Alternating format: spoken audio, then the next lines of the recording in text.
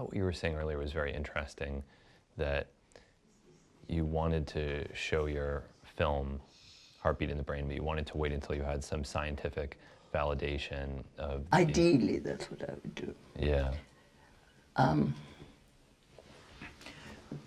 Alternatively, but maybe to put it one up, one could do it. If only there was a technique, but I think I don't need it. I was going to say that one could let it out on a, I don't know how you do it, I'm not into the video world, so one could get £1 a watch and then hopefully get enough to do some really good brain, the whole research. To do the research properly would be quite expensive, but I'm sure one can raise the money in other ways. Right. But I think, that in a way, the film, if it's, I'd always thought, because he was going to make this film of whatever, our lives kind of thing, with him being the first to be trepanned and me doing the research on it. And we had quite a lot of, quite famous people wanting to get trepanned, so it would have been quite an amusing film. And hopefully shown high efficacy. It strikes me as being emblematic of this whole issue, where you made this amazing film, absolutely amazing, one of the most amazing things that I've ever seen. Oh, thank you. And yet you feel sort of uncomfortable with it. You want to show that there's some scientific validity or some justification behind trepanation, as opposed to appreciating it artistically, experientially. And it seems like that's emblematic of the larger psychedelic I mean, in question. a way, my bigger artwork is trying to ease through the change of consciousness, cultural consciousness, to the fact that alteration of consciousness is a very positive procedure for people to use at some point to cure or to lift or to enhance enjoyment. There are all sorts of different uses, spiritual. And society should just be more like India was or something, which has absorbed it in its cultural behavior. And I see that as my, in a sense, artwork. I was painting, which I love doing, and then I thought, well, it's rather self-indulgent. When I'm sitting on what I consider a very important line of discovery and potential usefulness, which is how to use these compounds to, in a controlled fashion, alter one's consciousness. I think it's a wonderful new step for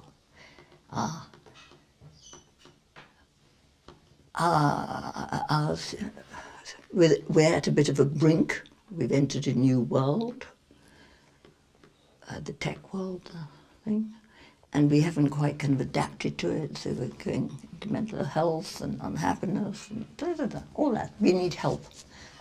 And I think to be able to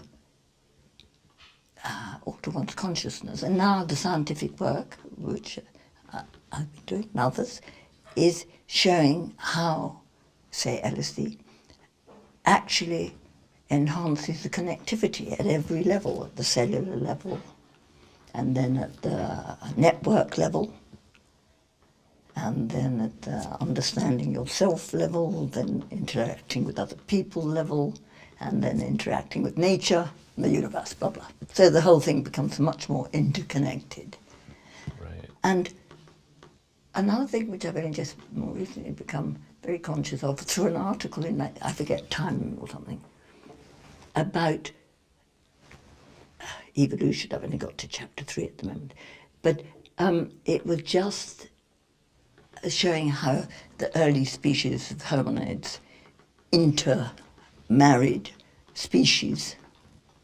You can tell quite much more than was thought 10 years ago. Oh, right, yes. And that was a very useful thing because it widened the genetic base, and the best survives. So what was to become Homo sapiens had been pre-selected from quite a wide gene base to be adaptable. Yes. And basically, adaptability is connectivity, because the more you're connected, the more you have the possibility of adapting. So in order to adapt to the new society and not go as, go into epidemic of mental illness, etc., we need to expand our potential to adapt. And that's what a psychedelic does. So I think, I'm saying it can be central in helping us through a tricky period. It can be a change which suits the problem of making us more adaptable. Back to trepanation, what if there were no medical evidence that it was beneficial in any way? What if it were studied extensively and the research was entirely conclusive that it had no benefit? Well, then I've wasted quite a lot of time. But have you? If that's the case, What if I think it probably has a physiological effect, and that's why I really want to do the research, because that would be satisfying and also useful. Because if to just give a slight lift in cognitive functioning to the level, at some level of cerebral circulation of pre-13, you had more energy, more, But I think it's interesting that you say that you would have wasted time, because what if the same thing were to have happened with psychedelics? What if everyone studied psychedelics and they decided, it turns out they're not actually useful for anything? Would that make your experiences any less valuable? That's what my children always say. Poor mum will hope she doesn't suddenly decide it was all a total waste of time. But, I personally, sometimes I think that, I think, psychedelic people, blah, blah, blah. Anyway, whatever one thinks. But but how could it be if you enjoy the experience? Then but is it a waste of time? psychedelics I've definitely enjoyed. I would say, I remember being asked how much they'd increased my kind of, and I said 60%. And meant it. That was a long time ago, but which is a lot. It could be that I was learning more, having more experience. You're working on a higher horse with a stronger horsepower kind of thing, which is in a way quite fun. Right. I sometimes feel concerned that the validity of these experiences is treated as if it hinges on medical evidence. Yeah. So if it turns out that ketamine isn't an antidepressant, then suddenly every revelatory experience anyone ever had with ketamine was a waste of time. I absolutely agree. And actually I'm being ironic. Yes. Because I actually think it's right. Do you see? I actually think the science will show it's right. But if it doesn't, I wouldn't cry, I wouldn't be sad. So be it.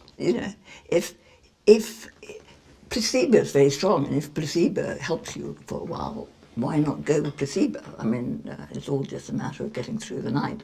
So, but I would prefer that it was real. It would just, be more satisfying all round. But I now wouldn't know if I notice anything. That's, if I'm being honest. Well, how could you? Because I got used to it, or does it not last? Or, do you see what I mean? We don't know anything. It'd be fun to know. It'd be fun to know that the hole in the skull, which is made of a different type of bone, doesn't close in the same way as other bones. That's what I understand, but I have to say I've never studied it. I've never got anyone else to study it on my behalf. And maybe that's what I should get into a little bit more now. But it's very difficult to assess these things unless you have an identical twin or a clone of yourself that has lived the exact same life as you, who has that one small variable altered. They are not But we can easily find out. It's quite easy to find. It's so easy to do the research into trepanation. It is mad that it's not done. But it's very difficult to do. I mean, that's the crazy thing. I got plenty of people who would volunteer to be trepanned, love to see, you know, because they've under or think the hypothesis could be right and therefore want it. And it's done thousands of times in every hospital for operating the skull, and the nurse usually does it because it's quite a prosaic operation. And yet, one can't do this. It's very difficult. I'm sure if I put my mind to it fully, I will be able to do it legally and get it done. Or on the edge. I mean, there's always areas where the legality is slightly looser than the poor, people who are absolutely convicted, they're right. It's always interesting when there are these things like psychedelics or trepanation that people were so comfortable with thousands of years ago that are totally taboo and frowned upon today. Yeah, no, and they did it with success. There's a very high rate of not getting septicemia and living. You can tell if a person lives after trepanation. And in the old days, I think it went quite a lot with alteration of consciousness, because it was very often the priests and the kings, the kind of ruling elite, who took the drugs. They were the priests and that lot. So they took the drugs. And so they experience that come down. It's that last bit at the bottom, which one could say is the low of the adult level, which is the lowest level. So when they take the compounds, they're up here, and then they come down there. Well, the hypothesis is that trepanation alters how the heartbeat affects the volumes in the brain of blood and cerebrospinal fluid, slightly alters it when it has more of a pulsation. And it wouldn't be that difficult to test. And funny enough, just recently, the scientist I'm working with in one area, he said that it's a well-known fact in scientists who work with animals, who are trepanning animals all the time for different procedures. And they say it's a well-known fact that there's high perfusion after. So actually, there are many different ways of looking at it. The simplest way would be with people. I would choose a population of people with migraine or headaches, because it historically was used for headaches.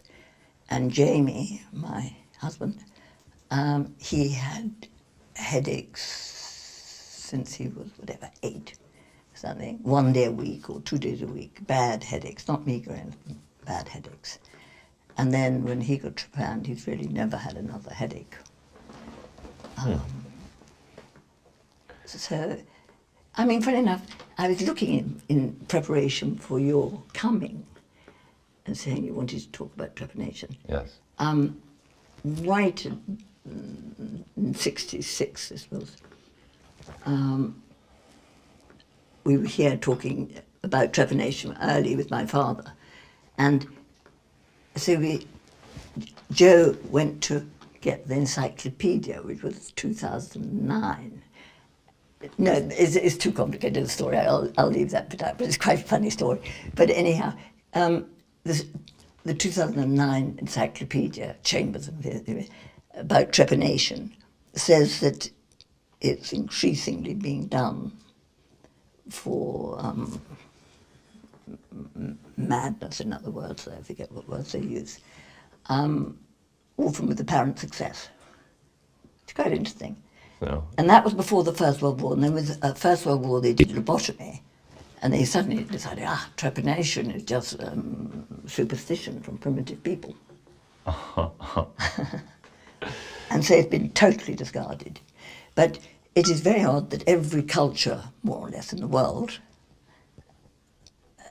has a trepanation, and one doesn't necessarily think they're all interconnected.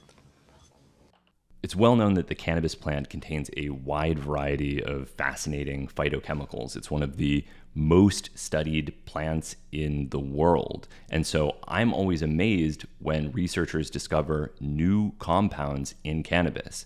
What was especially amazing is that in 2019, a group of researchers in Italy found a new cannabinoid called THCP that is structurally very similar to THC, but it has a 7-carbon chain instead of a 5-carbon chain. The extension of that chain gives THCP much greater potency. So at the CB1 receptor, which is responsible for the stoning effects of THC, THCP binds with 33 times higher affinity, making it the strongest known phytocannabinoid. I thought that this would remain an obscure scientific curiosity, and I was amazed to find that within 3 years of its discovery, techniques had been developed to industrially produce THCP from hemp. I saw that Canaclear.com was selling it. I independently ordered a sample, analyzed it via NMR, and found that the material was bona fide. So if you are interested in THCP, Delta 8 THC, HHC, or any other unusual phytocannabinoids, go to Canaclear.com. All of their materials are third-party tested for quality and compliance, and if you use the code Hamilton, you will get 15% off any purchases. Thank you, Canaclear. Right. And could you take me through the history of your own involvement with trepanation? Because, most people, when they hear about this, their initial response is, at the very least, that it's dangerous, if not dangerous and generally a bad idea. Yeah. Were you initially resistant? How did you first learn about this? How did you get to the point that you were seriously thinking about performing the procedure on yourself? Right. Funny enough, it had quite a long history, which I've never actually thought about. But I was living in London at that time, and someone came from Ibiza with some LSD, and I was actually looking for something else, and he said, anyway, that was my first LSD I took. And it was very, very interesting, and started a new romance with that person. And he had got it from someone who got it from Bart, had made it. Bart, my future great love. He had synthesized He it. made the LSD in Ibiza, in his kitchen, because he had a LSD in research in Holland. He's a medical student. So he had LSD, and he knew well, it was kind of interesting. And then he and his mathematician friend in Amsterdam, one of his brilliant mathematician, they decided to make it, and they made it in Honnor's mother's kitchen. And she thought it was dirty saucepan and threw it away, and they had to make it all again. And that was LSD which went to Ibiza, which then kind of turned on Europe. And it got to me in London, and my immediate thing was, I don't think I want that. And then I took it and really thought, this is amazing. But I also thought, it's absolutely amazing, but it's more like a trip to the fun fair than real life. I couldn't quite see how you lived on it. Mm. Was anyone living on it? What? Was there anyone that was using it regularly enough to... Not that I knew at that point. Right. Yeah. So anyway, so then what happened? Then I was living in London at this flat, and how did I get into it? Yes, I mean, it's a boring story, but someone, this rather not attractive, clever but not attractive character, who turned Leary, funny enough, onto LSD, called Michael Hollingshead. He was hanging around my flat in an irritating way, because it was quite a meeting area. It had a tiny little room, and then one big room, and we all lived in a tiny little room. It was a very funny period. And anyway, this person was born hanging around. And then, to cut a long story short, he had a bottle of LSD, which he got from Sandoz. It was famous for its size. And he poured it into my coffee. He said, do you want to, or whatever, and I said, no thanks, because I've got hepatitis. and then he poured it into my coffee, etc. So I had as bad an experience as more or less one can have. Why would he do that to you? What? Why would Hollingshead do that to you? To take advantage of me. Oh, God. Yeah. Jesus. Yeah.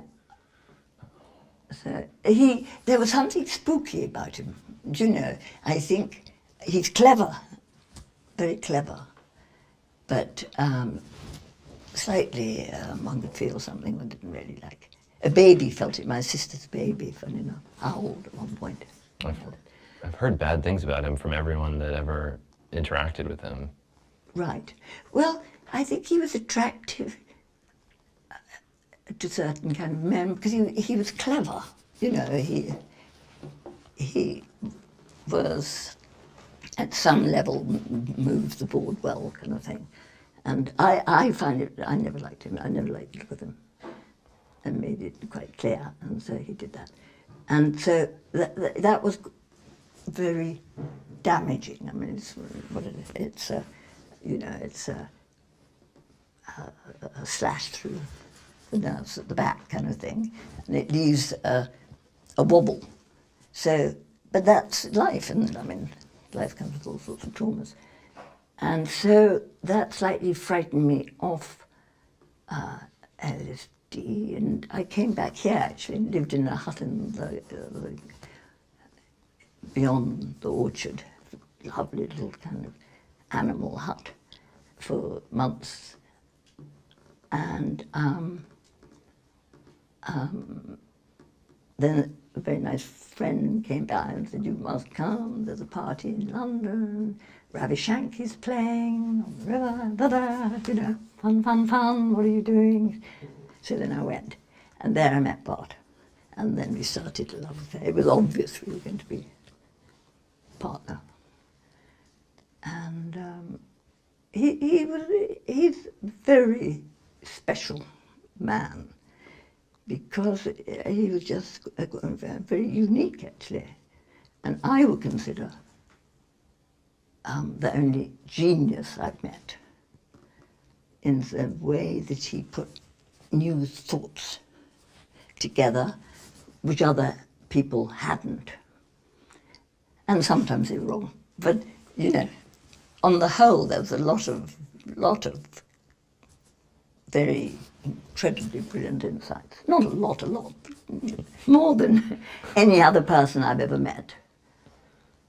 And a lot of conviction, I imagine, to do so. Total. He was.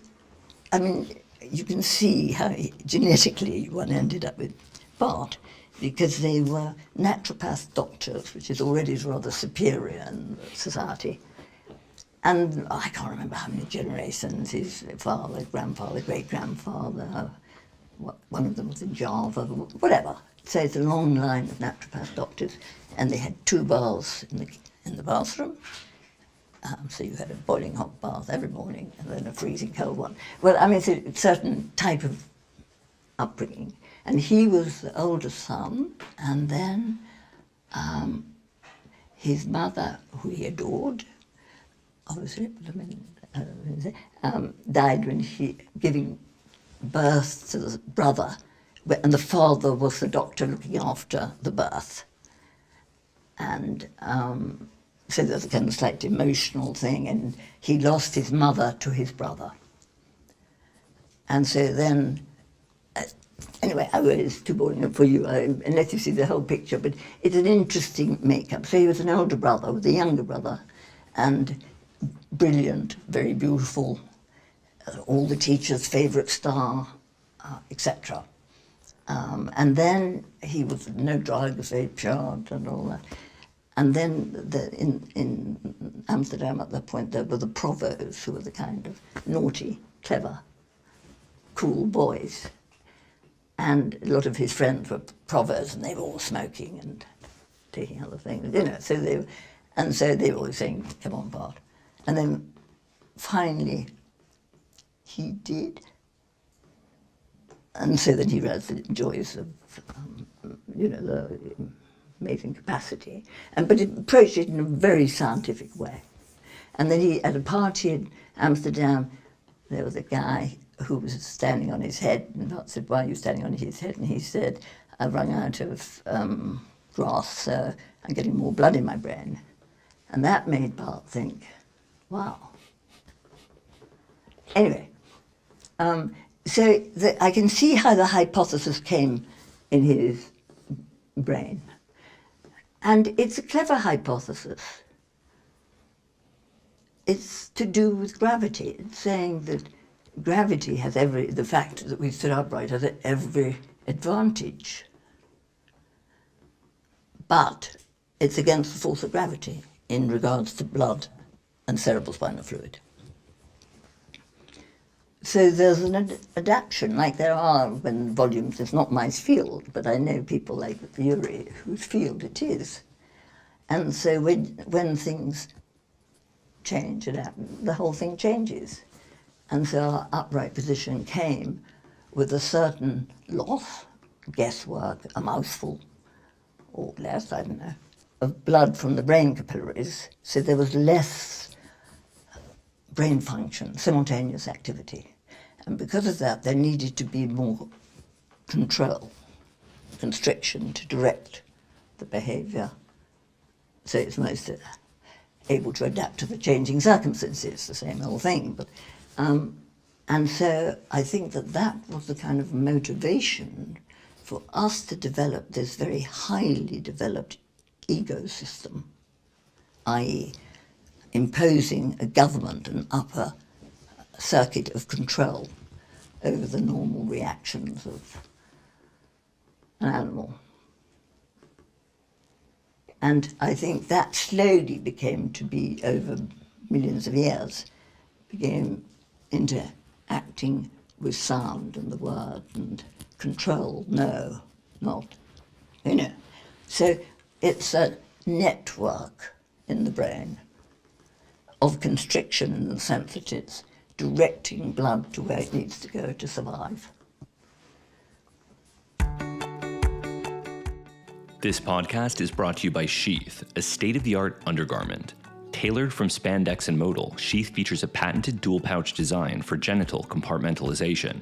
The primary pouch cradles the scrotal sac, providing light testicular support and segregating the scrotum from the thighs and perineum, as well as the head and shaft, which are isolated in a secondary pouch featuring a micturition aperture. The separation of thighs, testicles, and shaft limits skin-to-skin contact, keeping those wearing sheath dual-pouch underwear less vulnerable to chafing and soothed by cooling airflow throughout the anogenital region. The secondary shaft enclosure can also accommodate other items for a natural look that is both aesthetically pleasing and discreet.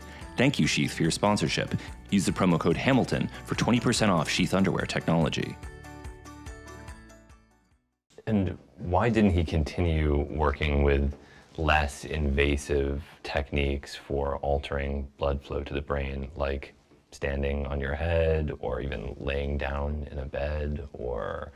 Standing on your head needs a lot of muscular control and discipline and all those sort of things. And, well, trepanation is not easier. No, I agree. But I'll tell you, I only did it actually at the end, for intellectual curiosity, in the sense that it's a very fascinating hypothesis. And what it's suggesting is that by creating an expansion window in this closed system, the skull, cerebral and back,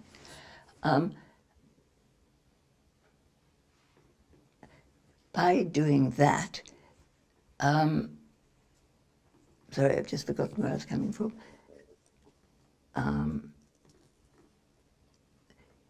What the hypothesis is saying that the heartbeat, which we all know, needs an expansion window to express itself. If it's in a totally solid tube, it won't expand on the heartbeat. And as the skull closes, which is the process, as you all know, ends around 21 or 24 or 18 or whatever skull you've got, it suppresses some, Bart used to say it completely stops, I never thought that, but I think it suppresses some of the pulsation. You have less of a pulsation, and the pulsation is the force, and the force also gives the force of the cerebral spinal fluid to circulate. So you have a healthier cerebral spinal fluid, and with more blood, the blood blows up more to a different level. So the pressure of the heartbeat results in a higher volume of blood in the great capillaries. Right. Do you see? I do. I'm not explaining it. No, I Sorry, understand. I mean, I think even with this theoretical framework and this potential explanation, it's an amazing leap of faith to do it. And I try to imagine myself in a similar situation. Right. And yeah. and it's almost, maybe I'm projecting something onto this that isn't appropriate, but I almost feel like it's a very romantic gesture to do something like it's an amazing gesture of trust in someone else to do something like that. Yeah, trust and interest. Absolutely, it was a love affair. And I quite agree with you. The love affair was the extra energy. Like I gave up nicotine, but that was no problem at all. By the combination of LSD and the intention, but the intention was strengthened by the love. So I think in most of these sums, if one can have the added force of love, that's great. So I don't think I would. No, I wouldn't have done it if I didn't love Bart. Of course I wouldn't have done it. No, why go and drill a silly hole in your head? You know, I mean, there are other ways of getting high if you want to get high, and what a nasty thing to do. Do you know what I mean? No one wants to do that. So that was love, you could say. But on the other hand, Joe, we were a threesome for years, a long period of years. And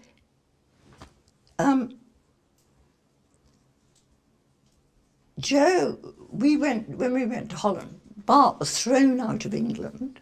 A little man came at midnight, tapping on the door, like a fairy story. And I remember a tear trickled down Bart's face, because he knew that was the end of the fairy tale. And it was a man from the Home Office, rather polite, saying, your visa is finished and you must leave the country. And then Bart was never allowed back into England. And that was because he'd given an interview saying that LSD could be a very useful compound. I can't remember what he said, but something, what we're saying now. And that in and of itself is frightening, to see how speaking openly about these beliefs can have such a negative effect on somebody's life. Very interesting. You wouldn't think England had such an iron control. And he came and tried to get, I mean, it actually completely wrecked our lives because we neither of us had any money. But I here could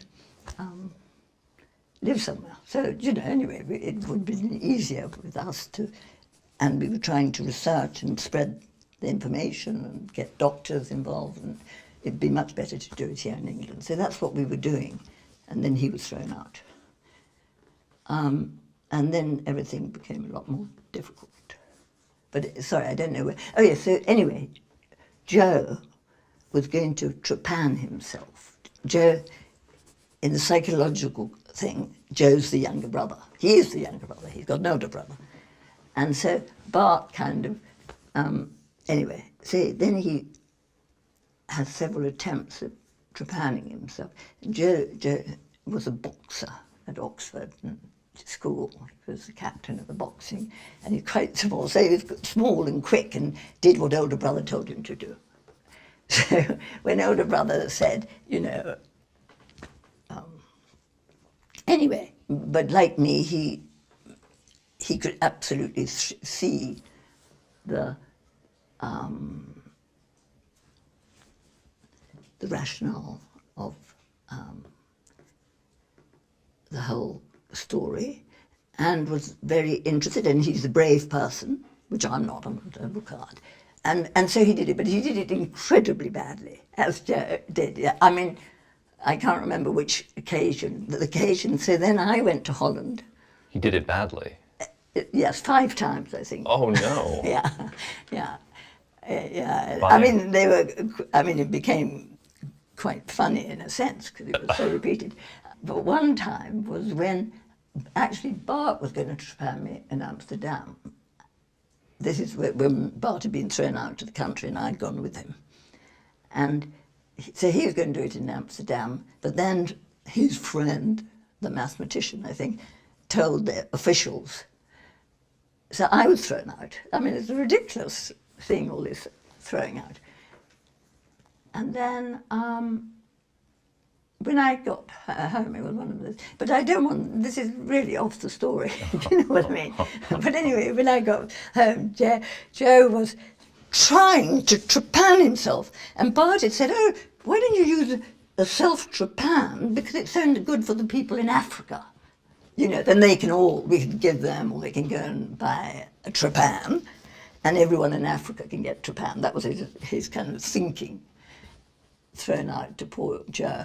And so Joe had loyally gone and he'd no money either, so I mean, it's the cheapest machine, you know, whatever, hand trepan. And so Joe was trying to do that, but she said it was like trying to uncork a bottle from the inside. The whole thing, because you have to get it. Anyway, it was a disaster. So when I got back, he was there struggling away and said, oh yes, and someone had given me a poisonous drug before we left, when it was meant to be mescaline, I remember. It was meant to be mescaline.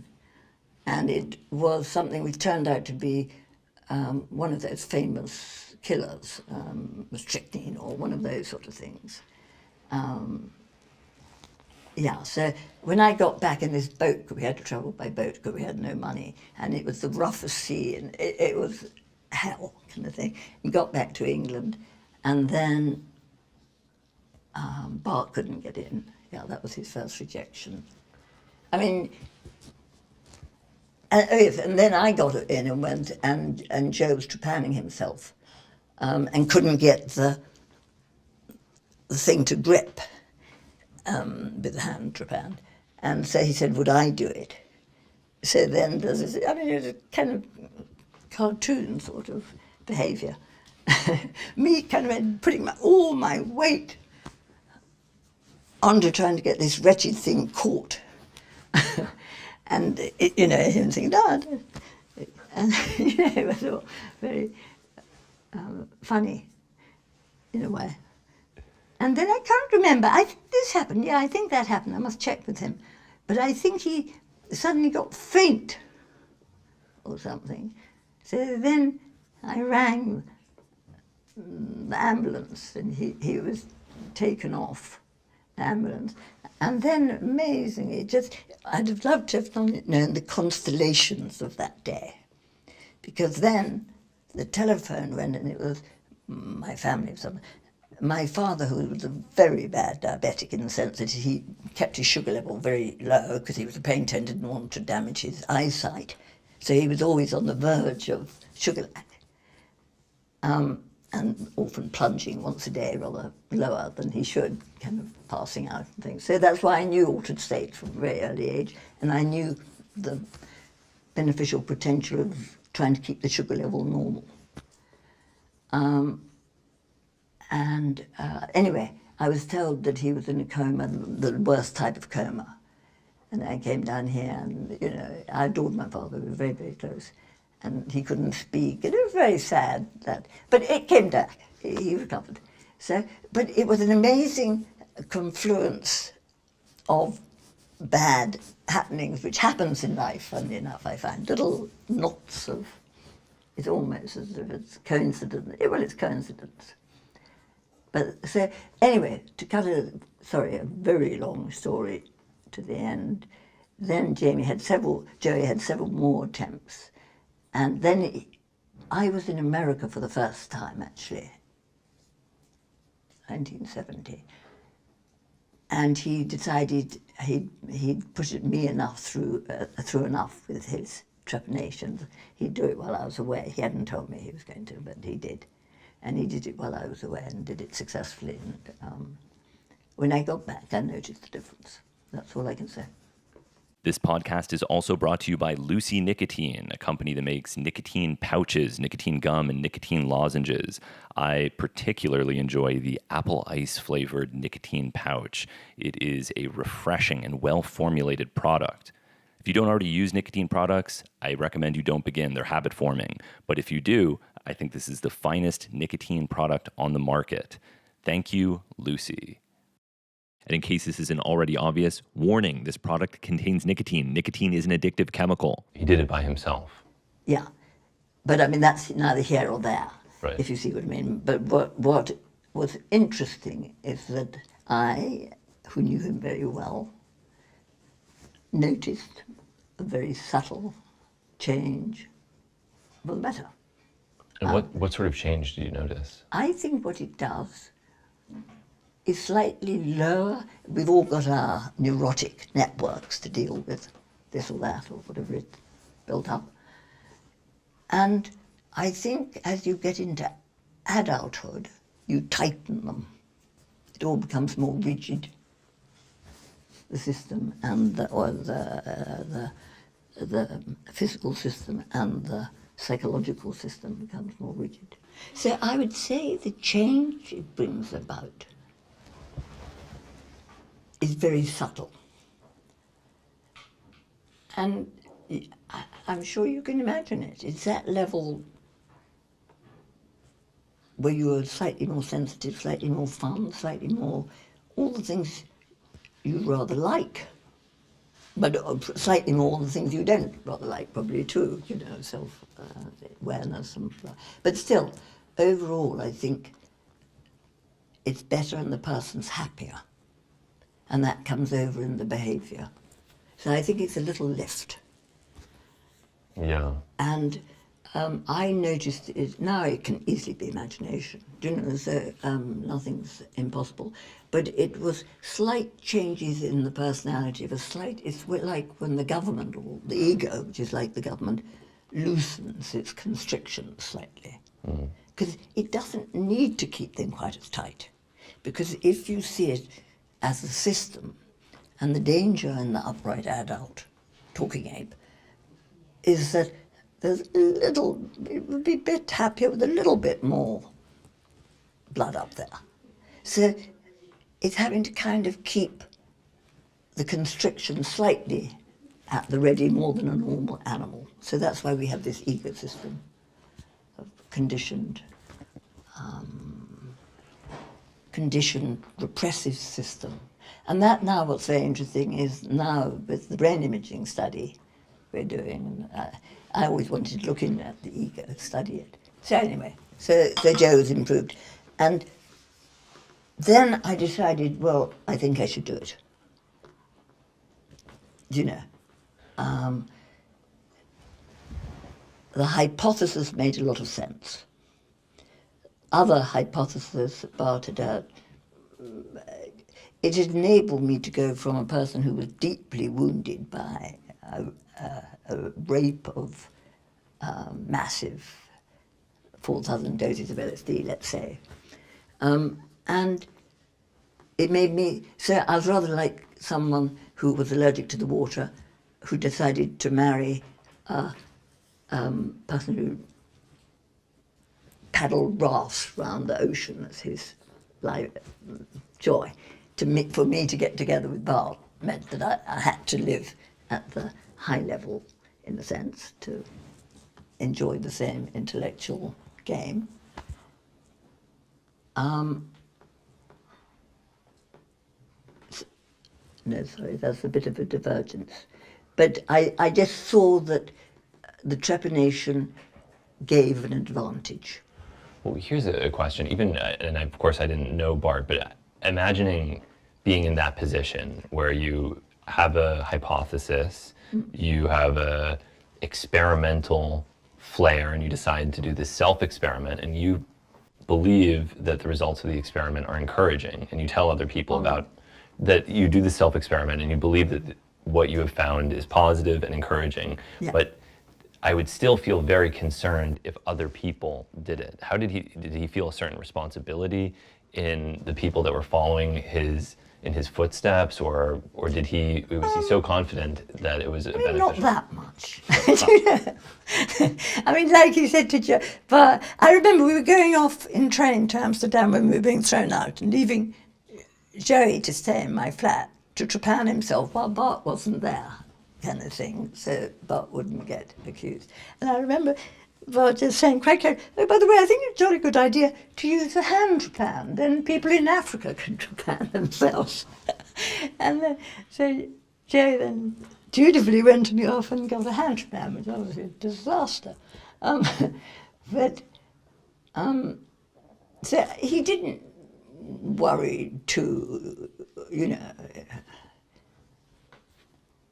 leaders have disasters following them, don't they, on the whole kind of thing. I think it's kind of part and parcel of leadership.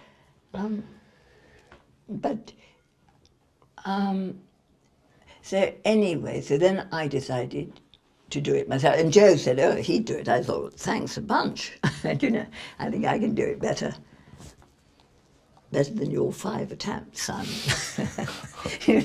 I'm a sculptor. I've trained myself in sculpting, and I'll do it myself, thanks. But lovely to have him there, obviously. I'd have never done it by myself without him there. Yeah, And then we did it, and then everything was going wrong. And somehow I got kind of perfectly in tune with the intention of doing it successfully at my first attempt. I, decided to do that, cautious and perfectionist, and it was a kind of very. And I remember it slightly annoyed Joe that I said I wanted, because I had a great aunt I adored and had just died. She left me £70, and so that enabled me to buy a Super 8 camera to do. And I just thought doing a film as I'm an artist would slightly separate me from it and make it more fun, So, and he thought that was awfully stupid. I remember him being quite annoyed with that whole idea. And anyway, we did it. And and then I thought, well, the trepan, the machine is short. And funny enough, to get instructions, it's an amazing coincidence, the best tool shop, instrument shop in London was called Down Brothers, and was near Harley Street.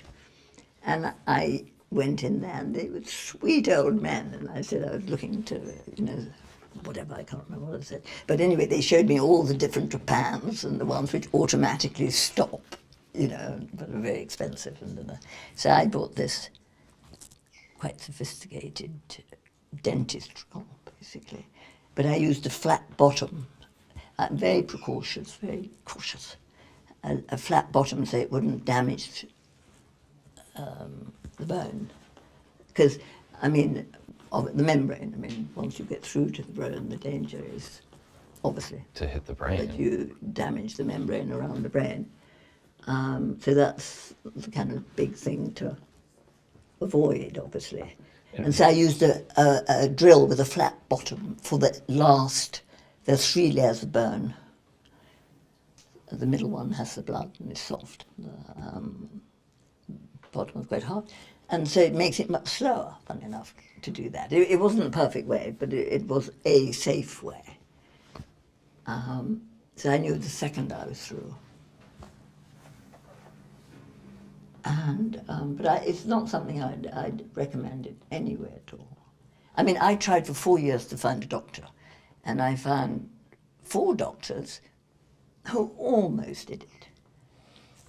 And then one said if God had intended, he would have given us one. Well, he did give us one. And the other one who I found most convincing was a wonderful man, Dr. Ratner, who had a hole in his head, funny enough. And he was very interested in it, but he said, you spend all this time getting your degrees and things, and if something went wrong, then whatever. So he refused it on that ground. But and it's a funny thing to do. I'm quite a cowardly person. I'm conscious of every danger. So that's why I calculated that the thing will break down. And then this was instinct there. I brought it forward a day. It was going to be on a Sunday. And then we were asked to a party, and they were kind of rather establishment, left-wing journalists kind of thing. And I thought, oh, well, I should bring it forward, then we can go to that. And everyone will think, how very interesting, and, you know, it will be a good move forward to get trepanation on the national health. And anyway, so then we went to the party, and it wasn't, I mean, it was quite a good party, but, you know, everyone said blood was dripping from her forehead. It wasn't at all, you know, it was very politely, like I'm dressed up for the party at the end of the film. Were people shocked? What? Were people shocked? I can't remember. I think they thought it was rather fun. This podcast is also brought to you by matcha.com. Grab a traditional matcha bowl or your favorite mug and enjoy a hot cup of matcha first thing in the morning. I don't drink coffee, but I think matcha is a wonderful way to start the day. It contains L-theanine, it contains caffeine, which is what I'm most interested in, and it has all sorts of purported health benefits. Matcha.com was founded by psychedelic pioneer Dr. Andrew Weil. All of their matcha is imported from Japan and third-party tested for heavy metals. It's delicious, probably healthy, and certainly stimulating. So enjoy a cup of matcha from matcha.com.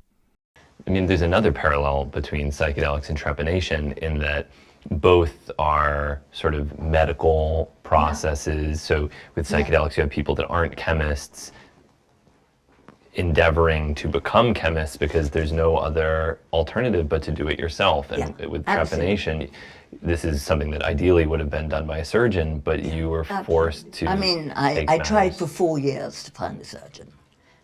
Not all the time, but I was always looking out, and I followed every lead I got. And I got 1 or 2 good leads, but it didn't come out right. And then I thought, well, you know, of course I can do it. It's just self-control. Of course I can do it. It's just self-control. I mean, that's the hard part. And that's quite a good exercise to as a test in self-control. I mean, I'm sure you do it all the time. People who ride horses, whatever, people are doing dangerous things all the time. It's a slightly different dangerous thing. That's the only thing. And but the interesting thing was, so I did it completely without any substances or anything, because I wanted to see the change. And once, funny enough, once you get going with those things, then it just becomes a process which you're doing, and it's fine. I find it's the thinking about it, which is the bad part. But then when I got through, and I knew immediately, in the following kind of 4 hours, at the time, of course, I can't remember it completely, but it felt like the tide coming in. I expressed this. Quiet. New quietness. I mean, obviously, all of that can be placebo. But even if it is, it's still a real experience. That was my experience. And then my dreams changed quite a lot, because I'm an anxious person. And my anxiety is very largely around Birdie, my beloved pigeon, because he was living in an artificial circumstance, living in a house, you know, and you're much more likely to get killed if you're in a strange circumstance. And so I had these awful dreams of people about to cut off his head and things, which happened, that sort of thing. And after my trepanation, I didn't, which was interesting, I thought. There was a noticeable diminishing. I know I noticed that at the time, and things like that. And I felt better. And even my mother, who was very, conventional in many ways, she said, "Well, it seems to have done the amount of good." I mean, she's a Catholic, conventional, wonderful lady, but from the conventional side of the market. Not my father wasn't; he was completely the other side. But she thought it done me good. And she actually thought, you know, all the drugs, everyone said, Peggy, it's appalling how you love Amanda so publicly, you know, it sets a very bad example to our Catholic brethren. And she said, oh, well, it just seems to me it suits her. Or whatever she said, I can't remember, but words to that effect. Because it did, it made me a happier person. I was slightly depressed. Not really, but yeah, on the cusp. And yeah, it definitely made me happier. And all of that can be, you know, who knows. But I think there's a lot of other kind of, the fact that quite often people, shamans were japanned. I mean, what I would suggest is that there's a little bit more brain function, simultaneous brain function, so there's a little bit more energy, like you have when you're a child, you have a little bit more. I mean, when you watch children, they're always drawing, painting, jumping, you know, with an internal bounce, which is lovely. And I think it gives you a little bit more of that, because you've got a little bit more. But I wouldn't know now. I mean, has mine closed? Possibly. Do you know what I mean? And that's why I had it again at one point, because I thought... Oh, wow. Surgically? Where you did it yourself? I had it done because people kept saying, would I japan them? Which, I said, certainly not. No. And then it kept happening, so I thought, well, I don't see why they can't do it themselves, but I'll find a doctor to do it for them, you know. And so I did a very lovely American hospital in Mexico. Very grand, very, you know, totally made for Americans, basically. It was called Angeles or something. And charming team. And I set it up, so there was, and then there was a neuroscientist too, and we did some testing. It was an interesting setup. So I set up that, and then I thought, well, this was, I think, 20 years later. I thought, no, am I sure that my hole is still open? Maybe it was too close, too small to stay open for long, because it was quite small. Maybe I think what happens is it doesn't close the bone, maybe, but this is all easily researched, like most bone.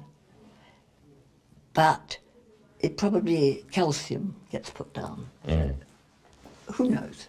I mean, it's so easy to research it. So you had the hole enlarged? This hole where I originally did it is 7, that sort of size, like the borehole you saw. And so then I decided to see if the poor darlings who couldn't find their own surgeon better test it to see he wasn't a slaughterer or something. And so I went and had it done, the bigger hole. In a second location? What? In a second location or the same location? Second location. My first one was here, just above the hairline, in the middle. Uh-huh. And this one was here. I thought right hemisphere, more fun to give that a bit more energy. Anyway. And actually they did it, Jamie says, if he was American he would have sued them. Because I think they were saving on the electricity or something. So actually they used a hand japan, and I kind of withstood it okay.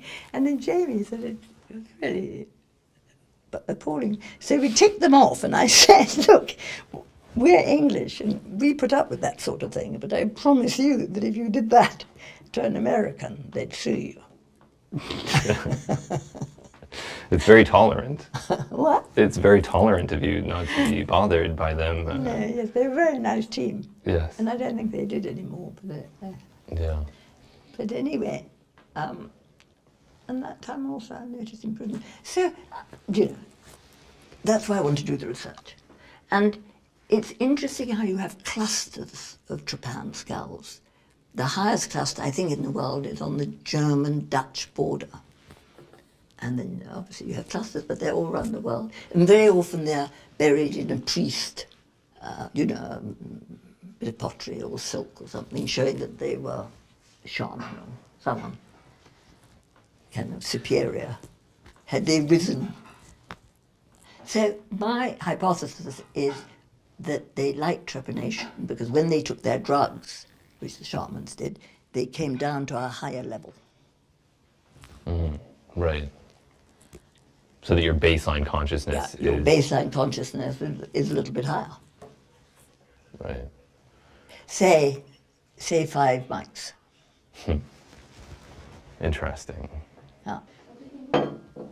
So I think it's a fascinating research, trepanation, and I can't think why I've been so slow. But I've been preoccupied with very fascinating things.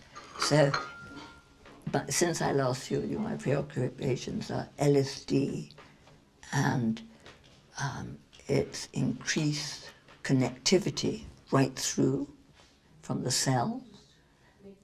You can see more activity, connectivity. Yes. And then in the rat, did I tell you that test? No. Where teenage rats love new toys and stimulation. Adult rats start not really liking them and liking their old toys, which they know, and getting in their set patterns. And then old rats definitely don't like a new toy. It's a threat. After having 3 days LSD, rat dose, the just adult ones start playing with new toys.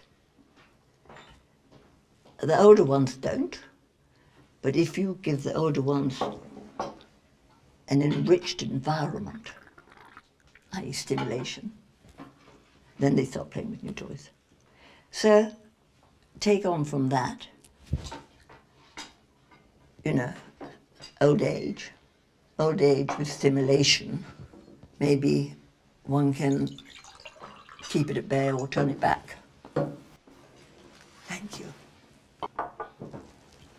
I think in many centres around the world, the priest caste, which was the kind of knowledgeable centre bunch, knew about trepanation quite often and about how to use compounds which change their consciousness. So I think they were fully, Yeah. could teach us a thing or two.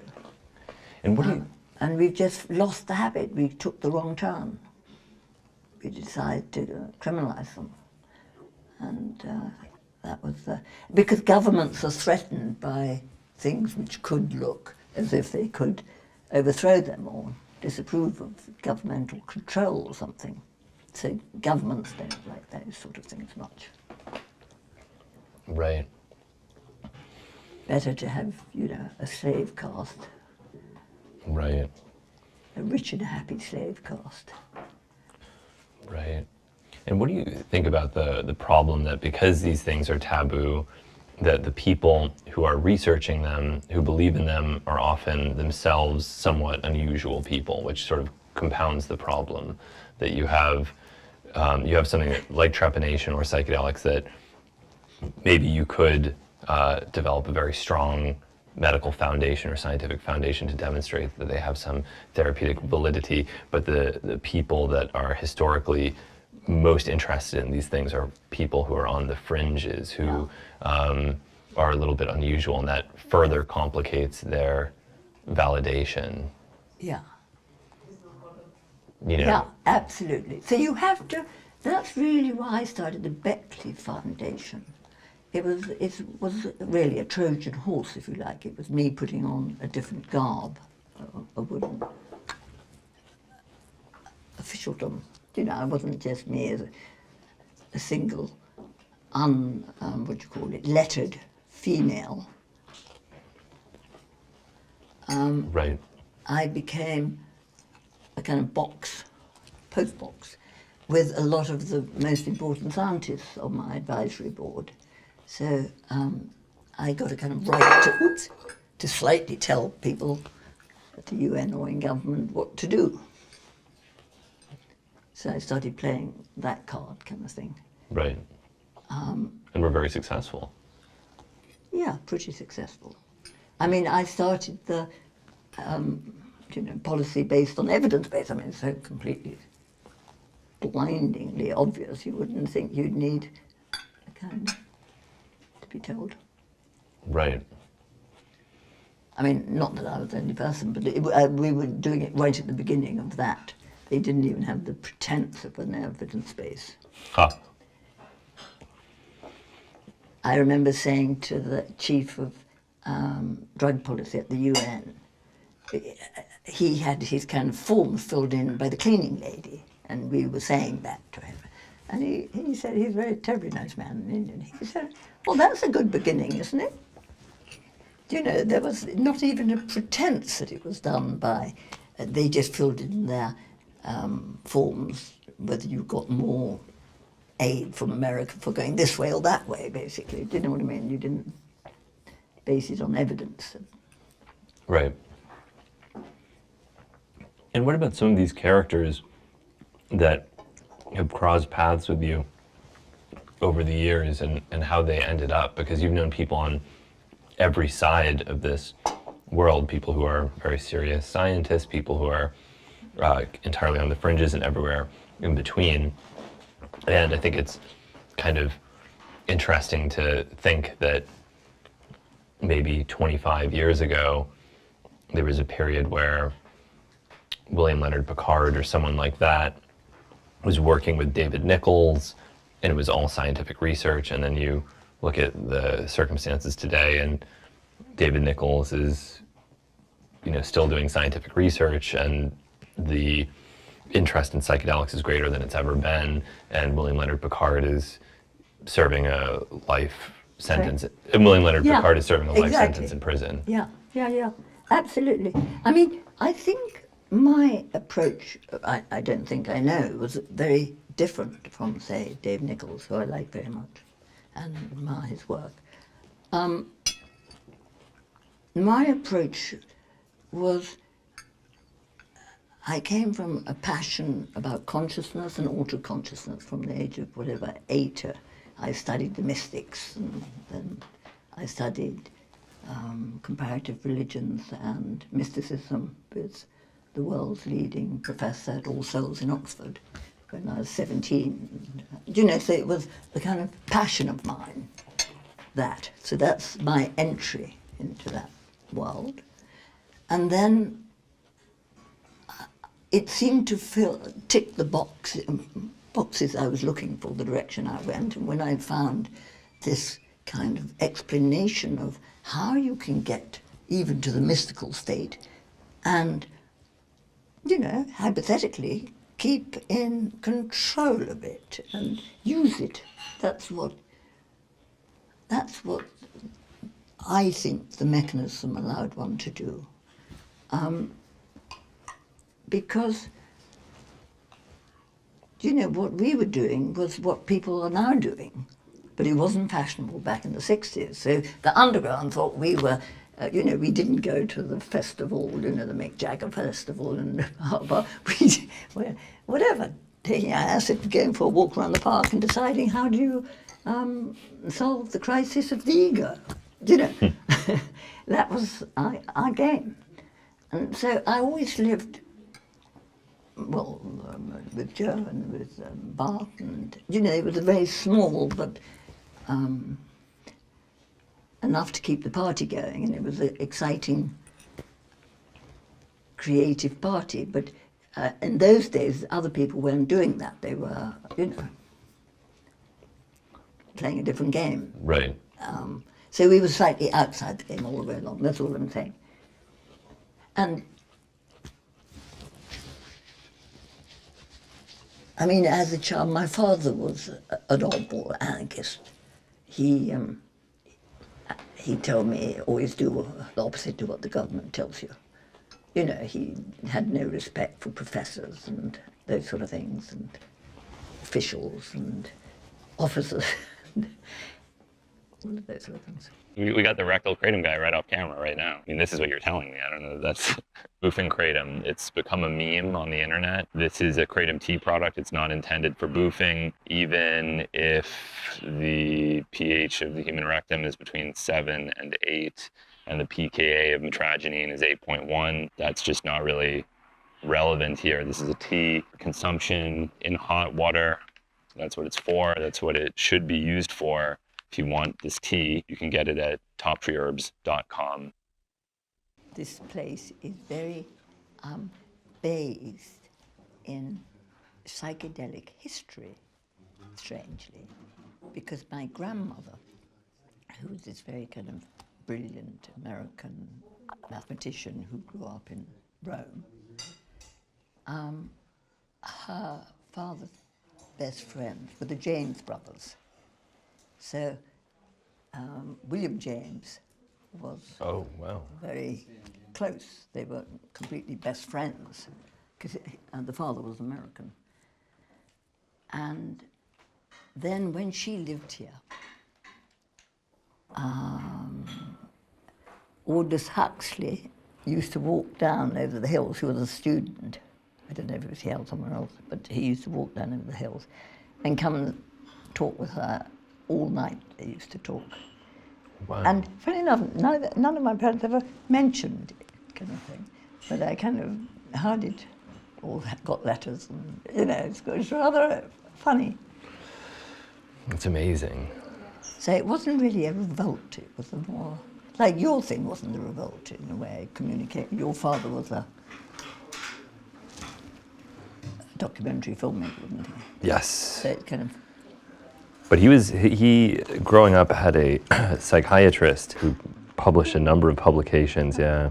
He was a psychiatrist. No. His childhood psychiatrist, her name was Doris Millman. I've looked up her publications, and she successfully scared my father away from using psychedelics until he was probably in his late 30s. Right.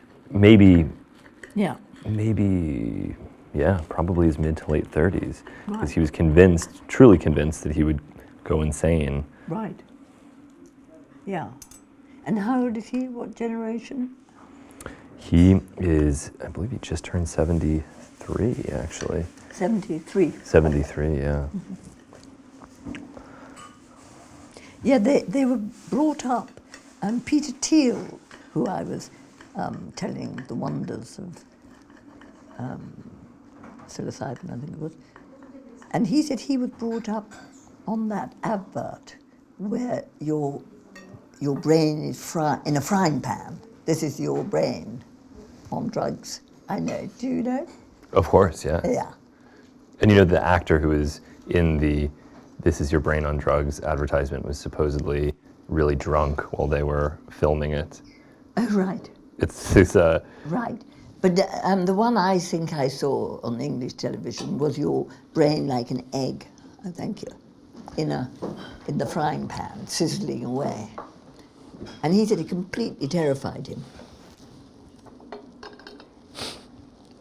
I guess there's a sort of ethical question with that sort of anti-drug PSA work, where I was actually speaking with someone who was responsible for a lot of the anti-methamphetamine PSAs in the United States, and I suggested that maybe it would be a more effective tactic to just talk responsibly about the real risks and not sensationalize anything, so that people had a more balanced understanding of what made methamphetamine potentially problematic. And he said, "Are you out of your mind? You can't convince people to do anything using reason. No, you have to scare them."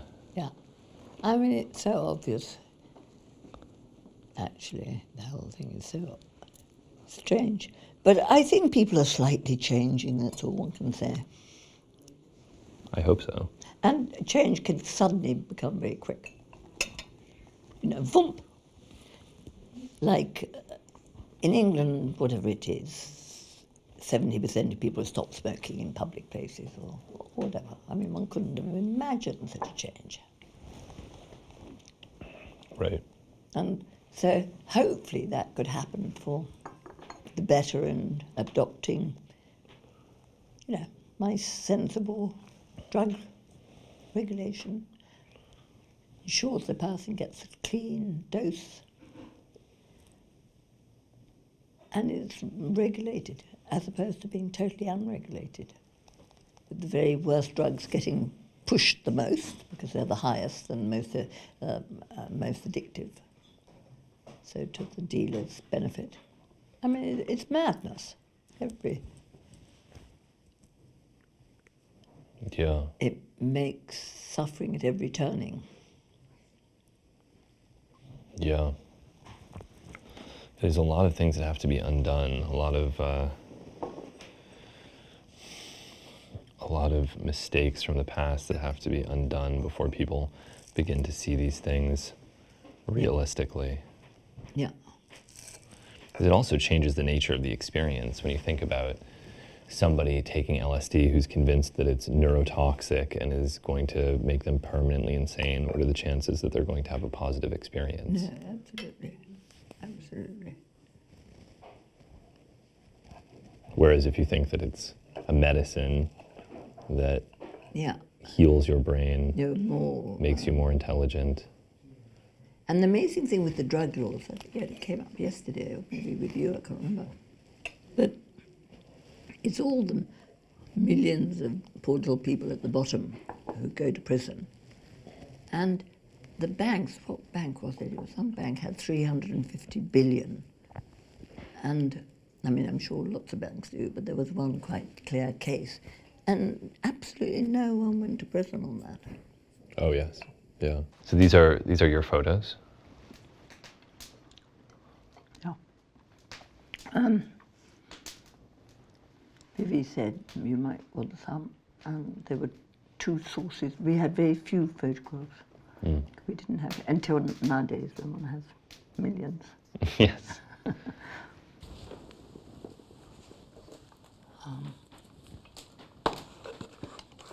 That's rather a nice one of Bart. Funny enough, when we were going to the Trepan shop in, I think, New Cavendish Street or something near Harley Street, and there was a nice man who gave me all the advice.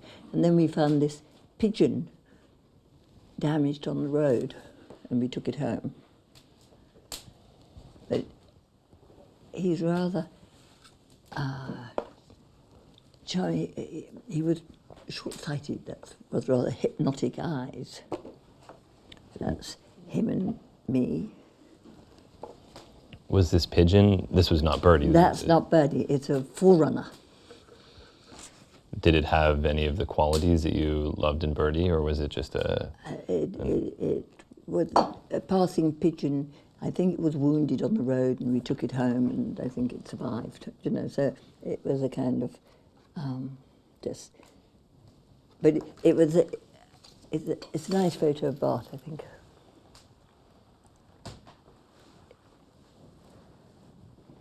Did he love birds as well? Yeah.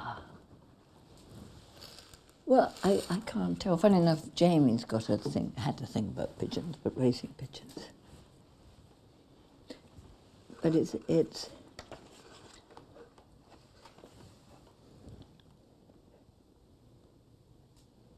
he was amazingly, I thought, he was good-looking and very quiet and very enormously knowledgeable.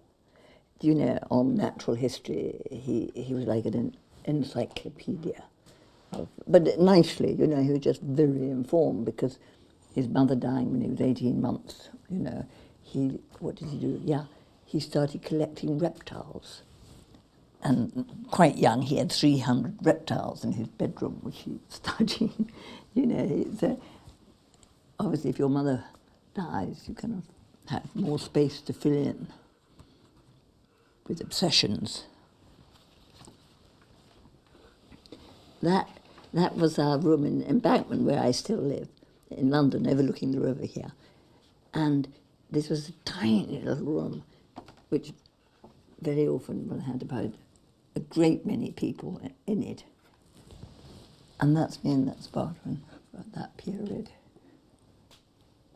And that was that period. So that was when he first came to London. We were living in the Embankment. It was a very happy period. And then this one was just before he came to England. It was when he trepanned himself, kind of 6 months. That was with the provost in Amsterdam, having a kind of ceremonial unwrapping. Unwrapping of the bandages on his head. Yeah. I mean, very provo that was, but. And this is rather a nice one. I don't know if you could see. The light's very bad. And those are the scrolls. Bart decided to kind of summarise this new information in a way which could only be described as the kind of most putting off to the officials of the time. But actually, it kind of condensed in images the story, you know, and that was the point, to condense in the minimum form. And this is the large mechanism of, about the fall of blood from the brain as you become adult. And then there are all the different ways that you can increase the blood in the brain. The first one is standing on your head, where gravity is on the side of the blood. And Albert Hoffman, when I first met him, I said, have you ever thought that LSD results in more blood in the brain capillaries? And he said, oh, I'm just a little Swiss chemist. I'm not a physician, or whatever he said. But I and my wife Anita, we hang from our feet every day. And I got a photograph at 90 hanging from their feet to get more blood in my brain. So he was a believer in that concept. So he was a believer in that concept. Well, that's what he said to me. That was his answer. Wow. Which was sweet. And I've got a photograph of her hanging in that book. And they did it till their 90s. Wow. And why do you think he chose to publish his hypothesis on these scrolls instead of in a medical journal? Sort of saying, fuck you. You know, he didn't play it by the rules of the game. And probably I would have encouraged him to have. You know, because you put on the clothes of the establishment and played their game, and there was so much right on his side, you know. But the climate of the times was the provo who were provoking against the establishment. And he was the best pupil of his year, and the top professors have all asked him to be there, whatever you asked, I don't know. And then he was failed at obstetrics, birth, giving birth kind of thing, a tiny little side thing. I think twice. And then he's all, well, you know, they're just going to, because he called his daughter marijuana and trepanned himself. Both controversial things to do. Both controversial things. So, do you think you learned a lesson from him? Because here's someone who has an idea that you believe in, who chose to thumb his nose at the medical establishment, not to publish. I didn't know him at that stage. Oh, okay. That was before I knew him. And I have to say that when he came to England, which was quite short after he came to England at Joe's invitation, and I met him at that party the first night he was there, after...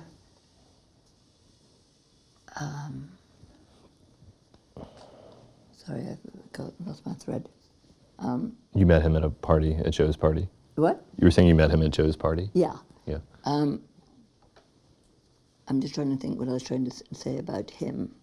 Oh, about him thumbing his nose at the medical establishment, and whether you learned something about... So then he wanted to teach them in a provocative way, which wasn't really my way. And I kept thinking, my God, if only I was playing this, I could do it so much better. Because I would seduce them by the knowledge and play their game and mine by doing the very best research. You know, that's, I felt right from the very early time, that's the way I'd do it. But it's a more female way. Right. And then he had a misfortune of when we were in England, he couldn't come to England, we couldn't go to Holland, kind of separated us for, not totally, but not for living. And he got this German, clever, but like, you know, a misfit who was a bad, and provoked the kind of shooting in their face kind of approach, which I think was a mistake, and I always said it was a mistake, which I think it was. So, you know, and but anyway, you know, things go the way things go. But I think that was one of the sadnesses of Prohibition, because I think we played a good game together. I mean, I think he had these amazing insights, but I've got a good grasp of reality, can keep his excesses in control. But that was kind of stopped by the powers to be in fate, or whatever you like to say. And what did become of him, of Bart?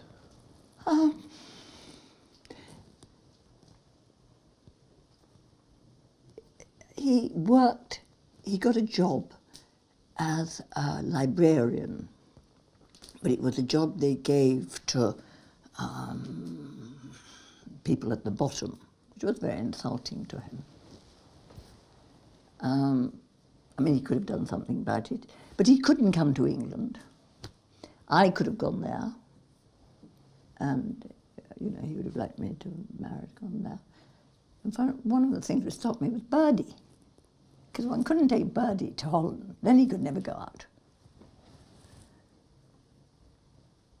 Whereas if Bart could have come to England, then it would have all been much easier, you know.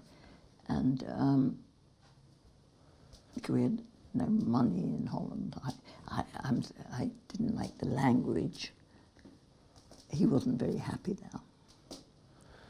It's a pretty traumatic thing that happened, to be kicked out of the country. No, it was, because it was actually, him and Joe could work really well together. And, you know, building up, you know, hopefully having influence on science and getting scientific research and whatever, doctors, etc. That's what we were heading for.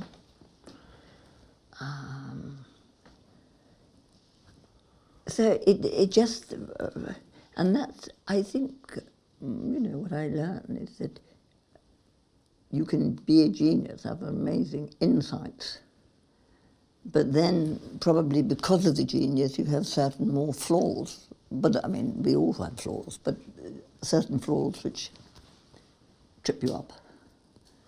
Right. And so, you know, he had a series of very unfortunate things happening to him. I mean, he's at one of the best medical schools in the world. Then his belief in these controversial ideas results in him getting kicked out of the country. It destroys a relationship that you had. And the research that he had dedicated his life to was not medically validated. So what did all of this do to him? Yeah, it wasn't good for him. That's he was still a kind of giant in many ways. I mean, he could have been doing this boring job, and then he'd sit down. I'd go over to Holland or something, and we'd get straight into working at a very high level on a high dose. He hadn't had anything for quite a long time. He'd immediately get into the high mood. He sat on a very uncomfortable chair. He didn't go in for such things as comfort. You know, the idea of going to the Mediterranean or something was fun.